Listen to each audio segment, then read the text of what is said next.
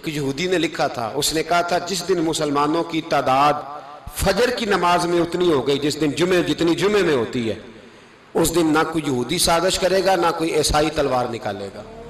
شرط یہ ہے کہ یہ اسی طرح فجر پڑھنے آئیں جس طرح جمعہ پڑھنے آتے ہیں، تو پھر کوئی شخص بھی ان کو کسی جگہ شکست دے سکتا تو اپنے ہمارے گناہ ہمیں پریشان کرتے ہیں۔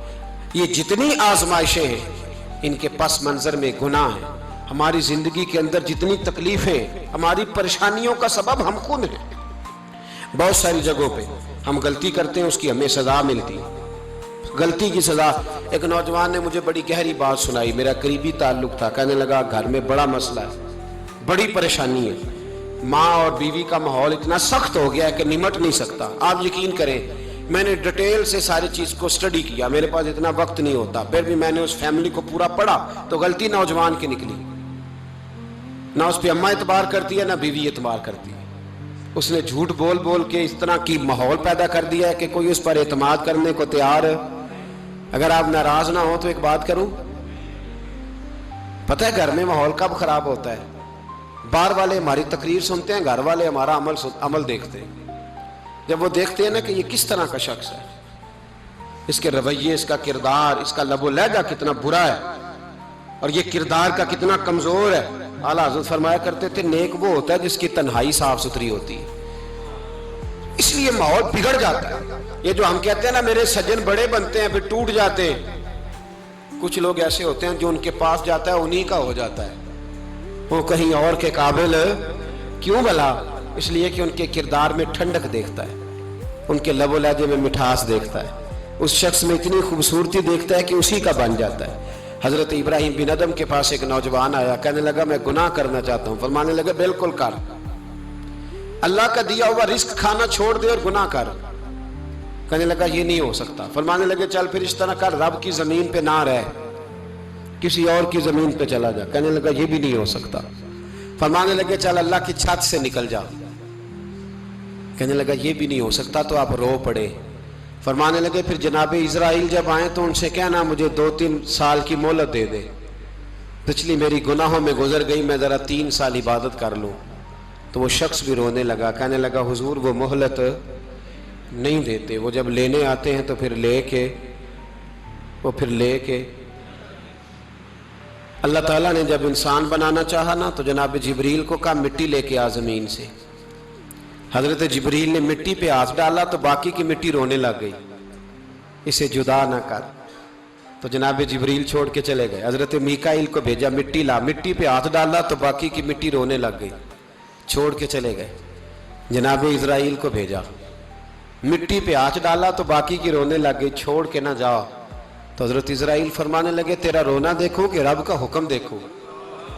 وہ لے گئے، جب پیش کی تو رب کریم نے فرمایا اسرائیل جان نکالنے کی ڈیوٹی بھی تیری، تو مٹی کو لے آنا، باقی مٹی روتی بھی رہے تو روتی رہے، جب میرا فیصلہ آ جائے تو پھر اس میں کوئی گنجائش، ہم کھاتے بھی اللہ کا ہیں، نافرمانی بھی اس کی کرتے، زمین پہ بھی اس کی چلتے ہیں، نافرمانی بھی اس کی کرتے، حکم کسی اور کا مانتے، چھت پہ رب کریم کی رہتے۔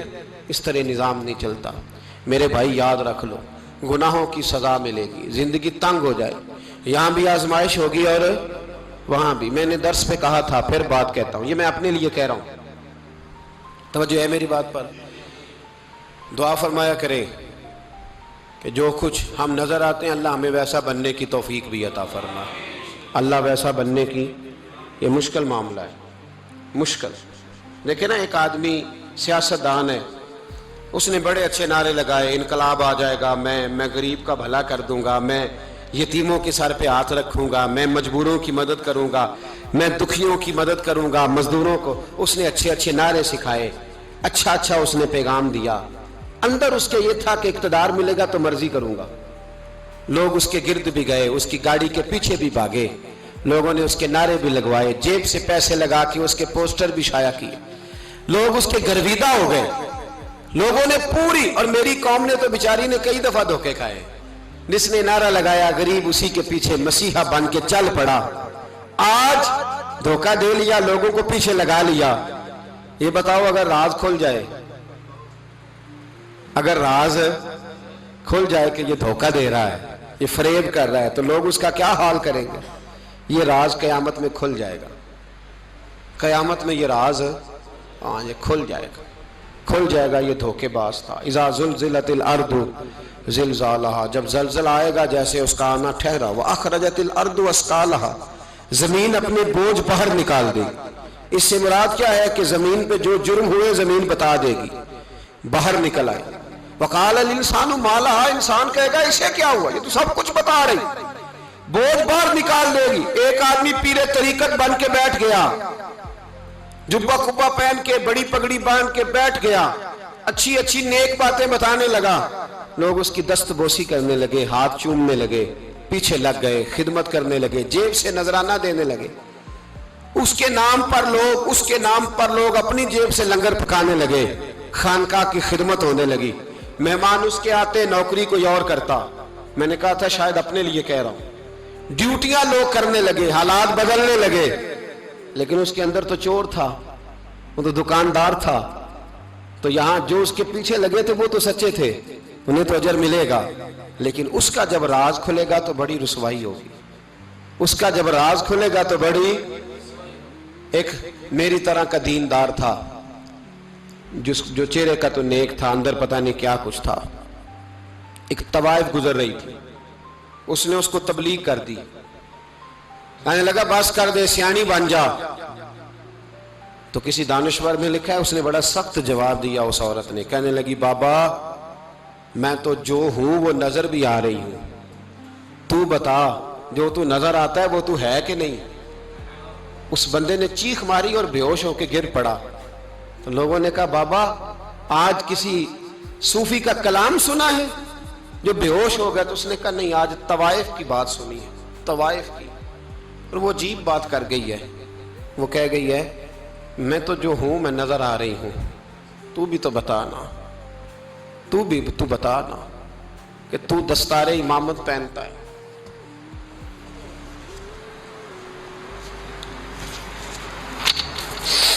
تو بتا، تو جو کہلاتا ہے تو وہ ہے کہ نہیں؟ یہ وقال الانسان ما لہا، یہ راز قیامت میں کھلے گا۔ ہم جو کچھ بتا رہے ہیں نا اپنی زبانوں سے، ہمیں اپنے گناہوں کا احساس ہونا چاہیے۔ ایسا نہ ہو کہ جب سزا ملے تو پھر اس طرح کی ملے کہ دوبارہ کسی کو کوئی منہ دکھانے کے قابل نہ رہے۔ میرے بھائی یاد رکھیں اور سمجھیں، گناہ انسان کی زندگی کو تنگ کرتے ہیں۔ میرے نبی پاک علیہ السلام نے فرمایا جب تو جھوٹ بولتا ہے تو تیرے فرشتے کرامن کاتبین سائیڈ پہ ہو کے کھڑے ہو جاتے ہیں، جب تو زنا کرتا ہے تو تیرے اندر سے ایمان نکل جاتا ہے۔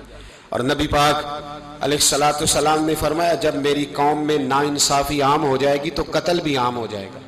اور سن لو، لکھ لینا یہ حدیث دل کی تختی پر۔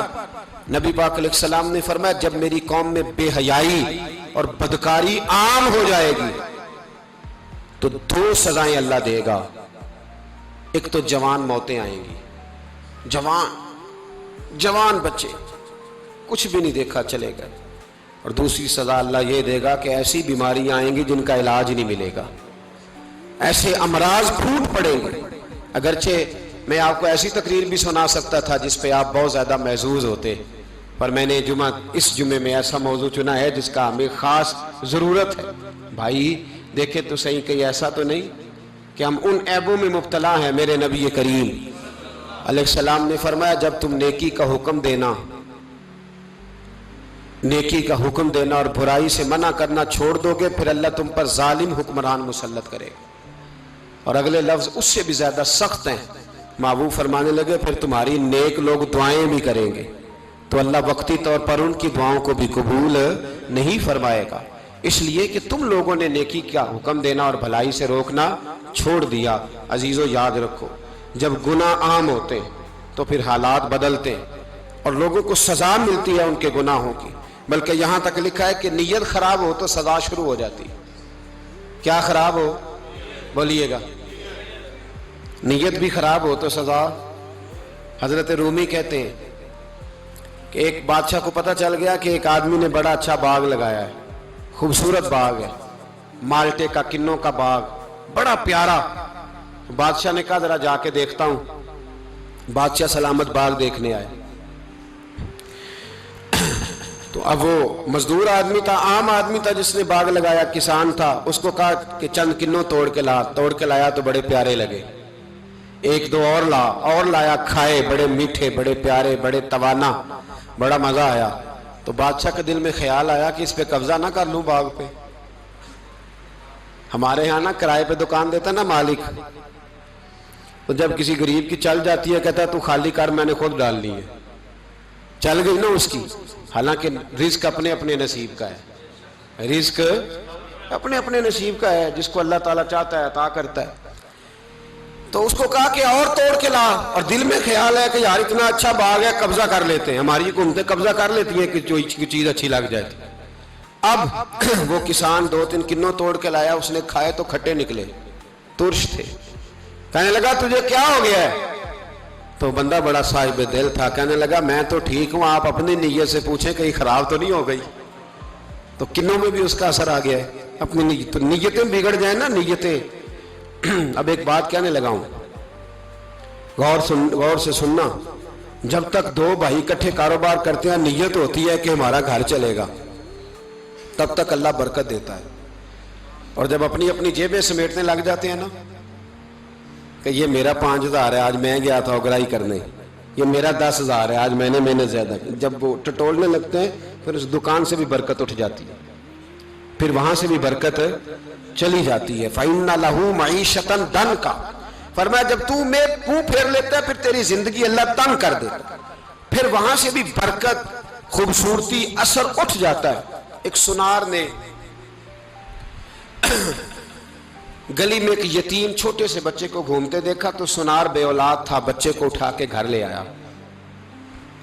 18 سال اس بچے کی پرورش کی، اس کو پالا پوسا، جوان کیا۔ سنار کے پاس وہ دکان پہ چلا جاتا، وہ کئی دفعہ دکان پہ رہتا، کئی دفعہ گھر میں رہتا۔ ایک دفعہ وہ دکان پہ تھا، بچہ گھر تھا، 18 سال کا جوان، اس کی بیوی اکیلی تھی۔ وہ جس نے ماں بن کے پالا تھا اس نے اسی پہ حملہ کر دیا، اس کا بازو بری نیت سے تھاما، بیوی چیخی۔ تھوڑی دیر گزری تو وہ نوجوان پیروں میں بیٹھ گیا، کہنے لگا اماں پتہ نہیں مجھے کیا ہوا۔ شام کو سنار آیا، بیوی چیخنے لگی، چلانے لگی، کہنے لگی آج عجیب بات ہوئی، جس کو میں نے جگر کا خون دے دے کے پالا اسی نے گندی نظر ڈالی۔ سنار محو حیرت ہے، بیوی کا خیال تھا کہ لاٹھ اٹھائے گا، ڈنڈا اٹھائے گا، نوجوان کو مارے گا، لیکن وہ رونے لگ گیا۔ اس نے کہا آج اس نے میرا بازو تھاما ہے، جانے کیا کیا ہے؟ پریشان ہونے لگ گیا، سجدے میں گر گیا، کہا تو بتاتا کیوں نہیں؟ تو وہ سنار کہنے لگا اس کی غلطی نہیں، 18 سال کے بعد آج مجھ پر بھی شیطان سوار ہوا تھا۔ ایک عورت آئی تھی، وہ اپنے بازوؤں میں چوڑیاں پہننا چاہتی تھی، تو میں نے بھی گندی نظر سے ہاتھ ڈالا تھا، رب کریم نے مجھے فوراً اس کی سزا دی۔ جن کے گھروں میں بیٹیاں ہوتی ہیں ان کی نظریں گندی نہیں ہوتی، جو بیٹیوں کے باپ ہوتے ہیں، جو بہنوں کے بھائی ہوتے ہیں، ان کی نظریں گندی۔ اور اگر تو ٹیلی فون کرتا ہے، تو کسی عورت کے ساتھ تعلق رکھتا ہے، تو یہ بات لکھ لے، امام فخر الدین رازی 1، علامہ اسماعیل حقی 2، ملا جلال الدین رومی 3، امام خازن 4، امام جلال الدین سیوطی 5 حدیث کے استاد اور محدث لکھتے ہیں کہ اگر تو کسی پر گندی نظر ڈالے گا تو تیرا گھر بچ سکتا، یاد رکھ نہیں بچے گا، اس لیے کہ تیری نظر کسی کی بیٹی کو بیٹی سمجھ، تاکہ تیری بچی کا پردہ قائم رہے۔ کسی کی بہن کو، یہ کیا بات ہوئی کہ تو جتنا مرضی گند معاشرے میں پھیلاتا رہے تیرا گھر بچا رہے، یہ کیسے ہو سکتا ہے؟ فَإِنَّ لَهُ مَعِيشَةً ضَنْكَ، اللہ فرماتا ہے زندگی تنگ ہو جائے گی تیرے لیے مشکل، تو ڈھونڈتا پھرے گا کہ میں مرنے کو جگہ تلاش کروں۔ سچی توبہ کرے، کھری توبہ کرے۔ یہ گناہ انسان کو مجبور کر دیتے ہیں۔ حضرت عبداللہ بن مبارک رحمت اللہ تعالیٰ علیہ، ان کے سینکڑوں شاگرد تھے، ایک شاگرد کے انتقال کا وقت آیا تو گھر گئے ملنے۔ آپ کہتے ہیں میں نے زور لگا لیا پر اس کی زبان پر کلمہ جاری نہیں ہوا۔ میں اسے کہتا کلمہ پڑھ پر اس کی زبان پر جاری، اللہ اکبر، بہت بڑی نعمت ہے۔ دعا فرمائیں اللہ ایمان کی موت عطا فرمائے، ایمان کی موت دے اللہ کریم، ایمان کی موت دے۔ ایسے بھی لوگ دیکھے ہیں، مسجد نبوی ہے، رسول اللہ کا شہر ہے، سر سجدے میں ہے، روح پرواز کر گئی، روح پر کتنا نصیبوں والا ہے۔ کتنا نصیبوں والا کہ مسجد نبی میں سر سجدے میں رکھا ہے اور اللہ تبارک و تعالیٰ نے محبوب کے قدموں میں موت عطا فرمائی. تو حضرت عبداللہ بن مبارک کہتے ہیں میں نے اس کو کہا کلمہ پڑھ تو اس کی زبان پہ جاری نہیں ہوتا. میں بار بار کہتا تو وہ منت کرتا, کہتا حضور میں کوشش کرتا ہوں جاری نہیں ہوتا. فرماتے میں پریشان ہو کے اٹھا, ابھی میں دروازے پہ پہنچا تھا, اس نے چیخ ماری اور روح پرواز کر گئی. بچے رونے لگے, بیوی رونے لگی. تو میں نے اس کی بیوی سے کہا کہ یہ جرم کیا کرتا تھا, اتنا بڑا پاپی پہ کلمہ جاری نہیں ہوا. اس کی زوجہ کہنے لگی حضرت جی 2 گناہ تھے اس کے. ایک تو یہ شراب کا عادی تھا, روکتی تھی باز نہیں آتا تھا, اور دوسری بات یہ کہ یہ اپنی اماں کا نافرمان تھا. وہ 2 گلیاں چھوڑ کے رہتی ہے, یہ کبھی ملنے نہیں گیا تھا. اس بوڑھی کا کلیجہ اس کی طرف سے بڑی تکلیف میں تھا. تو حضرت عبداللہ بن مبارک کہنے لگے جا تو بھی دعا کر, اور اس کی ماں کو بھی کہہ دعا کرے کہ یہاں تو یہ کلمہ نہیں اسے نصیب ہوا, اللہ کرے اللہ آخرت کی منزلیں اس کی بہتر فرما دے. میرے بھائی ایسے گناہ حضرت مالک بن دینار نے توبہ کی انہوں نے. کس طرح؟ فرماتے میں نشے کا عادی تھا, کسی نے مجھے کہا کہ بطور دوائی شراب پی لو تو میں نے پی لی. نشے کا عادی تھا, شراب پیتا تھا. اللہ تعالیٰ نے بڑی منتوں اور کوششوں کے بعد, منتوں کے بعد ایک بیٹی عطا فرمائی. وہ بھی 2.5-3 سال کی ہوئی تو پردہ کر گئی. کہتے میں اس کی قبر پہ بیٹھ کے گھنٹوں روتا. شراب کا عادی تھا. ایک دن سویا تو خواب دیکھتا ہوں کہ میرے پیچھے ایک بڑا سانپ لگ گیا ہے, اور سانپ جب منہ کھولتا ہے تو انگارہ نکلتا ہے. میں پھر دعا کرتا ہوں اللہ ہمیں معاف فرمائے, اللہ ہم سے درگزر. میں کچھ قبرستانوں میں جاتا ہوں تو میں وہاں میں سانپ بچھو پھرتے ہوئے دیکھتا ہوں, اور ڈر آتا ہے کہ ہم یہاں آنے والے ہیں. یہ لوگ کہہ رہے ہیں کہ تمہاری تیاری ہے, کسی وقت بھی اعلان ہو جائے گا کہ چلو بھائی چلو فلاں صاحب کا جنازہ ہے, اٹھو. لوگ کہتے ہیں جلدی کرو, اور ایک کونے میں ایک شخص یہ بھی کہتا ہے کہ دیگ بھی رکھ لو مہمان بڑے جمع ہو گئے. اور ایک کونے میں لوگ یہ بھی کہتے ہیں کہ برف ٹھنڈی لے آؤ, لوگوں نے پانی بھی پینا. پہلے اعلان ہوتا ہے کہ فلاں فوت ہو گیا, پھر اعلان ہوتا ہے جنازے کا ٹائم ہو گیا, پھر اعلان ہوتا ہے جنازہ اٹھایا جائے گا, اور پھر بات ختم ہو جاتی ہے. پھر کل من علیہ فان, پھر کوئی نہیں پوچھنے آتا. ختم ہو گئے, قصہ ہی ختم ہو گیا. ان لوگوں کی کہانی مٹ گئی, ختم ہو گئے. بڑے بڑے کج کلا, کوئی پوچھنے والا نہیں. موت کا راج ہے موت کا راج. موت راج کرتی ہے بس, اور کسی کا راج نہیں. وہ راج کرتی ہے, جدھر جاتی ہے اسی کا راج ہے, راج کر رہی ہے.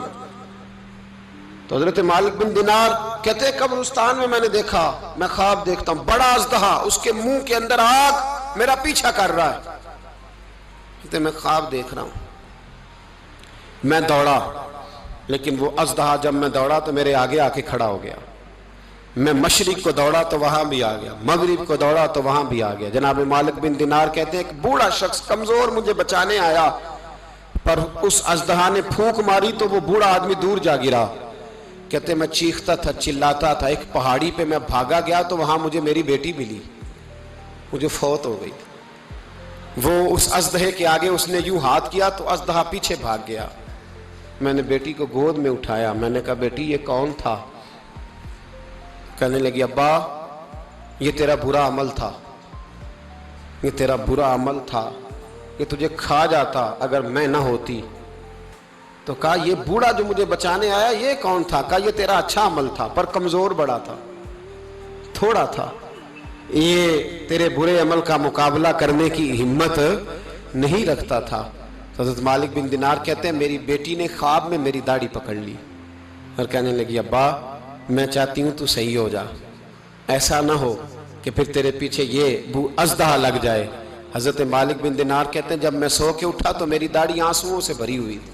پھر اس کے بعد میں نے توبہ کی, اس طرح کی توبہ کی کہ پھر میں نے کوشش کی کہ دوبارہ میں اپنے رب کی نافرمانی نہ کروں. حضرت عبداللہ ابن عباس فرماتے تھے جو دنیا میں ہنس ہنس کے گناہ کرتے ہیں نا, ہنس ہنس کے جھوٹ ہنس ہنس کے بولتے, ہنس ہنس کے لوگوں کی غیبت کرتے, فرمایا یہ جو تمہیں ہنس ہنس کے گناہ کرتے نظر آتے ہیں ان کا رونا قیامت میں دیکھا نہیں جائے گا, ان کے آنسو قیامت میں دیکھے نہیں جائے. جو ہنس ہنس کے گناہ کرتے یہ روئیں گے فَلْيَضْحَكُوا قَلِيلًا وَلْيَبْكُوا كَثِيرًا، رب فرماتا ہے زیادہ رویا کرو، کم ہنسا کرو۔ نبی پاک علیہ السلام روتے تو صحابہ کہتے حضور آپ اتنا کیوں روتے ہیں؟ تو محبوب فرماتے جو میں جانتا ہوں وہ تم نہیں جانتے۔ بھائیو، قبروں میں اکیلے جانا ہے، کبھی غور کرنا، اکیلے، کوئی بندہ ساتھ حساب دینے نہیں جائے گا۔ اماں بڑا پیار کرتی ہے لیکن قبر میں کبھی کوئی ماں بھی ساتھ دفن نہیں ہوتی، اپنا اپنا حساب دینا، مشکل وقت ہے، حساب کر لینا چاہیے، تیاری کر کے رکھنی چاہیے۔ گناہ اگر یہاں ہماری زندگی کو تنگ کریں گے تو وہاں بھی ہمارے لیے مشکلات پیدا کریں۔ نبی کریم علیہ السلام نے فرمایا ہے کہ اللہ بڑا مہربان ہے، اللہ بڑا کریم ہے، اللہ بڑا ستار ہے، اور یاد رکھو جب کوئی اس کی ریٹ کو چیلنج کرے، جب کوئی اس کے قانون کو توڑے، جب کوئی اللہ کی اعلانیہ نافرمانی کرے، پھر رب کریم کی غیرت کو، اس کے عدل کو جوش آتا ہے، توبہ کرے سچی، مسجد کی حاضری دیں پابندی کے ساتھ۔ میری آپ سے ہمیشہ یہ گزارش رہتی ہے کہ مسجد کی حاضری پابندی سے دیں۔